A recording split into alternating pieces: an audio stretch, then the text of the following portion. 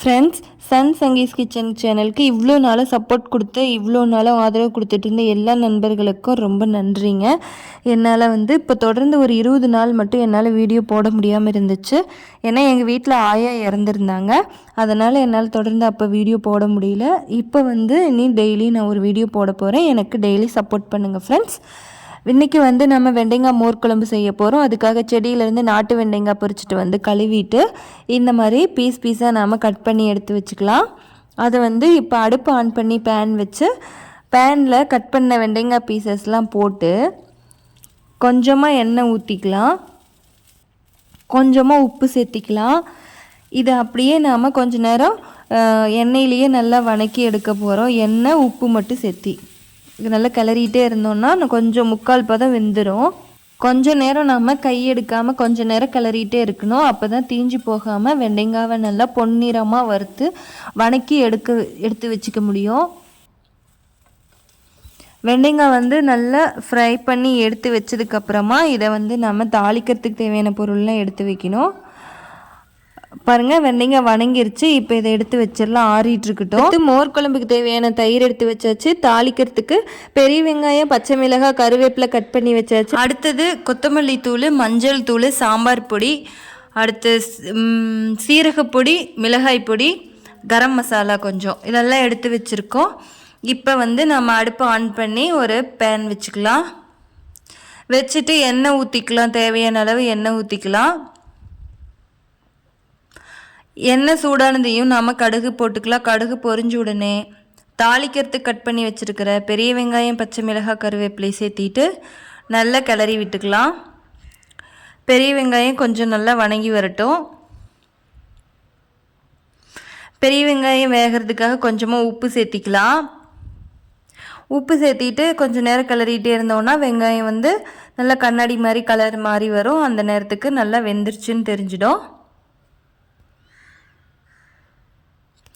இப்போ வெங்காயம் வணங்கினதும் அது கூடவே நாம் மஞ்சள் தூள், கொத்தமல்லி தூள்,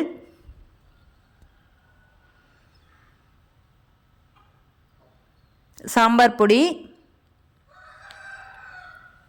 மிளகாய்த்தூள், அப்புறம் சீரகத்தூள், இப்போ கரம் மசாலா கொஞ்சம், இப்போ எடுத்து வச்சுருந்த எல்லாத்தையும் சேர்த்திட்டு நம்ம நல்லா கிளறி விட்டுக்கலாம்.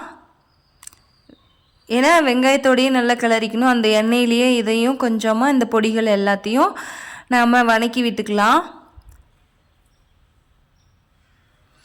இது ஒரு 30 செகண்ட் நல்லா நாம் கிளறி விட்டதுக்கப்புறமா நாம் உப்பு, எண்ணெய் மட்டும் ஊற்றி வெண்டைங்காவை கட் பண்ணி வணக்கி வச்சுருந்தோம்ல, அதை இது கூட சேர்த்திக்கலாம். சேர்த்திட்டு இப்போ இதை எல்லாத்தையும் நல்லா கிளறிக்கலாம். இது ஒரு 2 நிமிஷம் நாம் இதை கிளறி வச்சுருக்கணும். ஏன்னா வெங்காயம் இந்த மசாலா பொருள் எல்லாமே வெண்டைங்காவோட கலந்து நல்லா வெந்து வரணும். அப்போ தான் வெண்டைங்காயில் இந்த டேஸ்ட்டு உள்ளே போகும். வெண்டைங்காய் பீஸ் எடுத்து நாம் சாப்பிடும்போது இந்த எல்லா டேஸ்ட்டும் அந்த வெண்டைங்காய் பீஸ்லேயும் இருக்கும்.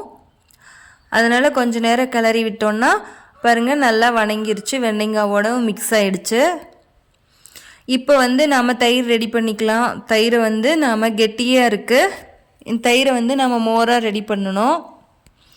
இதை மிக்ஸி ஜாரில் சேர்த்திட்டு நல்லா மோராக அடைச்சி எடுத்து வச்சுக்கலாம். பாருங்கள், நல்லா கெட்டியாக இந்த பதத்துக்கு தான் இருக்கணும். மோர் குழம்புக்கு நல்லா கெட்டியாக எடுத்து வச்சுக்கணும்.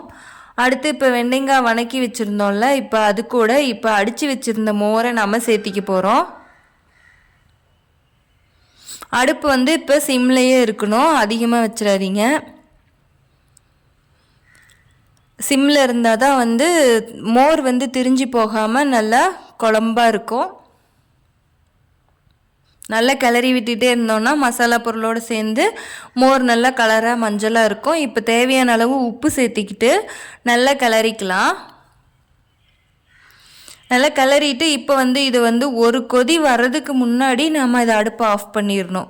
கொதிக்கிற மாதிரி நல்லா புகை ஆவி வரும்ல, அப்போ ஆஃப் பண்ணிடுங்க. அவ்வளோதாங்க, குழம்பு ரெடி ஆகிடுச்சு.